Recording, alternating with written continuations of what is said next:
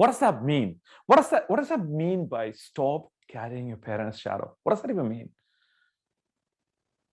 It means that there are three types of people in the world. There are people who like their parents, people who hate their parents, people who are indifferent to their parents. Three types of people. And if you know what I'm about to share with you today, then you have a clear understanding about where you are and who you are and how you could dramatically increase your growth in a spiritual level, in a business level, in every dimension of your life. Okay. But if you don't know this information, then you are in some capacity, you are a victim of parenthood or childhood or something, or tradition or culture or something, versus you have the opportunity to break free from that starting today. So what am I talking about today? What I'm talking about it is, we all have good sides and bad sides. So some of us would love our parents, right? So we love our parents, and you're like, my dad is the best person ever. My mom is the best person ever. Some people hate their parents, like, oh my gosh, my dad this, my dad did that, my mom did that, and that's why I'm like this. And some people are like, I don't care. I just want to be indifferent with them. But regardless of what type of person this is, and some people are like, I like some aspect of my parents, but some of it I hate. Okay. So I'm not getting into a Freudian rant here. I wanted to give you a specific tool that is going to help you gain clarity in your own growth, in your business and in your life. Okay. So let's get deep into it. So either we are like our parents, regardless of these three options. We are either like our parents and we are similar to them, or we are opposite to them. We try to do the opposite. So if you really like our parents, what happens is we try to be like them. We try to role model them, and we start doing it, like doing our parents. So imagine like iPhone had different versions. Right now, iPhone is on version 11 or 12 or something. So imagine your parents are iPhone 10. So they are the last version of the phone, and you are version 11, right? And version 11, imagine if the version 11 and version 10 are the same thing. What happens? There's no additional features. There's no like fancy phone, a fancy camera with like 18 megapixels or something like that, right? So the same way in human experience, the translation of that is like, we have our parents, we kind of copy them, and we kind of carry their good and bad at the same time, whether you like them or not. You might think that you're opposite to them, but in reality, you're very similar to them. And why is that? It has nothing to do with the bullshit that Sigmund Freud said, although I admire him a lot. This is not about sexuality. This is not about like dissatisfied sexual drive or whatever. This is just human conditioning. In other words, your model as a man, your model of a man is in your dad, assuming that dad was around for a long time, right? So the model that you developed in your mind for manhood is based on what you saw in that person as in the masculine man in your life, right? Or masculine woman in your life. So that's how you actually see that. On the other side, the model of womanhood is your mom. So if you look at it, when you look for women in the world, when you're dating or when you're trying to find a mate and trying to date or get somebody to reproduce and flourish, what happens is you're looking for those blueprints. So the blueprint that you have for a man is your dad, most of the time, assuming that your dad was around. Okay, the blueprint that you have for mom is your mom. Makes sense? So because you have been seeing that for the last 20, 30, 40, 50 years, you think this is the thing. This is a thing. This is how. Do you know what I mean? I mean, if you have been seeing mountains with snow, and if you lived in Alaska, and let's say if you, every time you look at a mountain and you see snow, you think that mountains must have snow. And if you see a mountain with green trees and things like that, you would say, that's not a mountain, that's something else. Because for you, mountain has snow. Makes sense? So why is this connected? It's connected because for you, dad is angry. For you, mom is bitchy. I'm not saying for you, but as an example, right? So if you see that patterns in your dad and your mom, you might be like, I like my dad, and you kind of become bitchy like that person or angry like the dad. This is what I mean. This is what I mean when I say the shadows of your parents. So there are darker sides for all of us, including our parents. So whether you like it or not, you are, for the most part, picking up the shadows from your parents, the darker side of them, whether you want it or not. Right? And like if the dad was angry, like you are angry. And you're like, no, I'm not like my dad. And you try to pretend to be not angry. But the model in your brain, what you have seen in Alaska for the last 30 years is mountain with snow. And if that's what you're seeing all the time, then even if you resist it, fight it, you try to do anything other than that, ultimately it's going to come to that, whether you know it or not. Makes sense?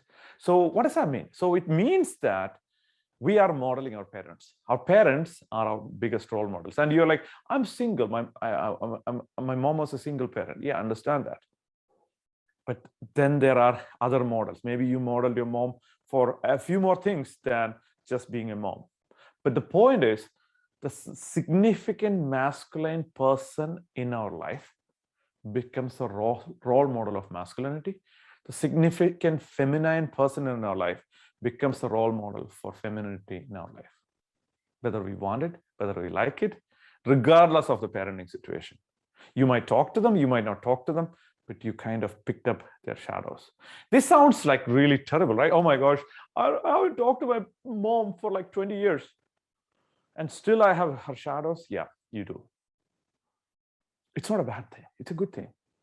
It's good for you to look at your life, the way you interact with your loved ones, your husband, your wife, your children, your parents, whoever.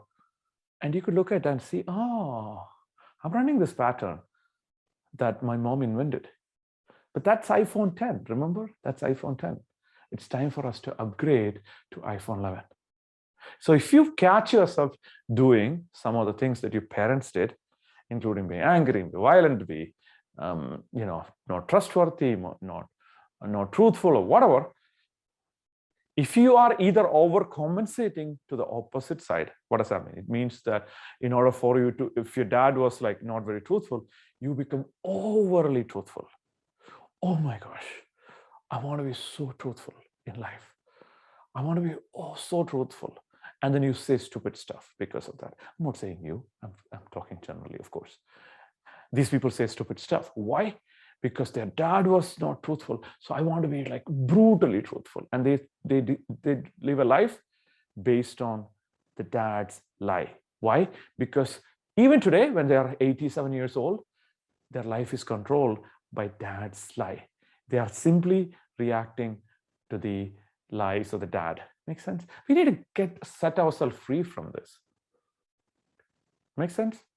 So the idea is not to fight the conditioning of your parents. Idea is to embrace it. You look at it and the idea is like, oh my gosh, I'm doing this for my parents. Oh, life sucks.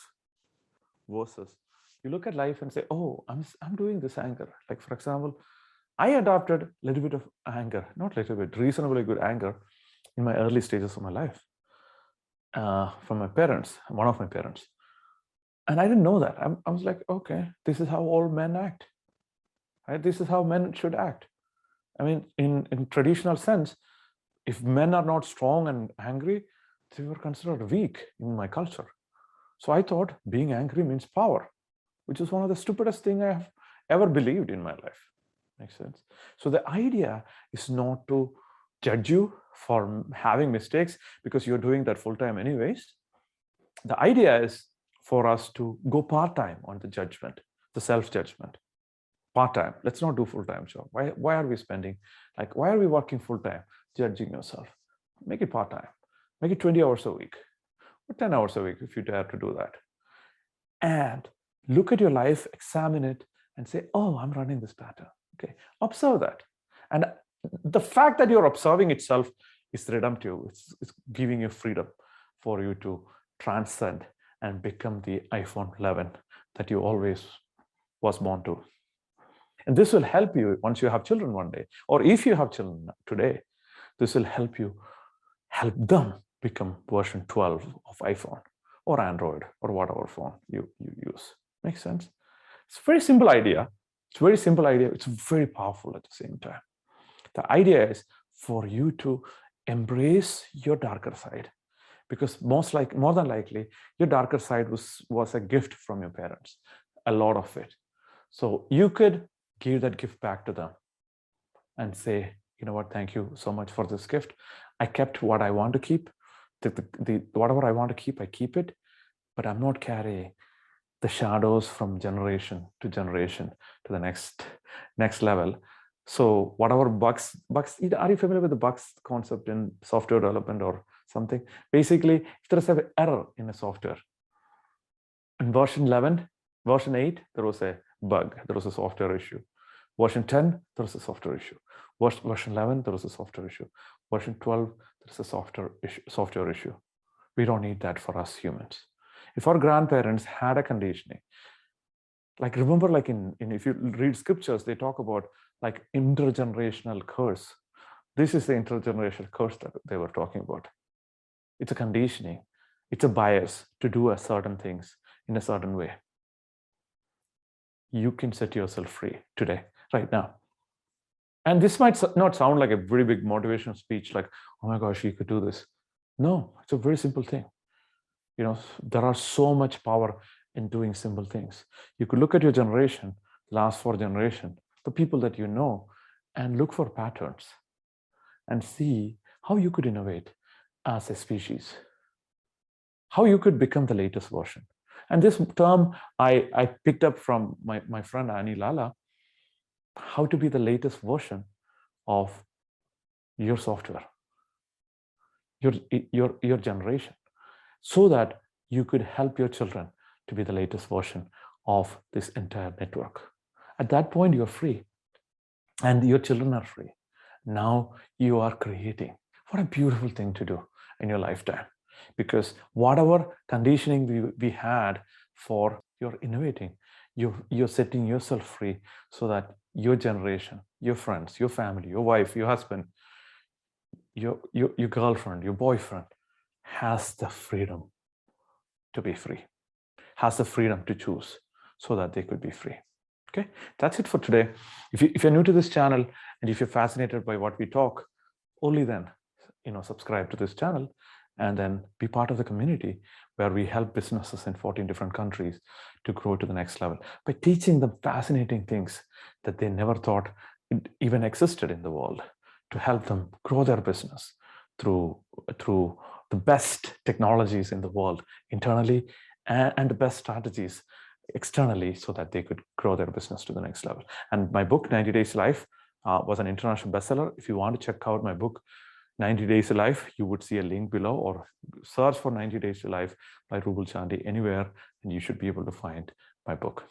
Until then, I look forward to listening from you, hear your comments and see your comments and reply to them, and then go from there. Talk to you later. Bye.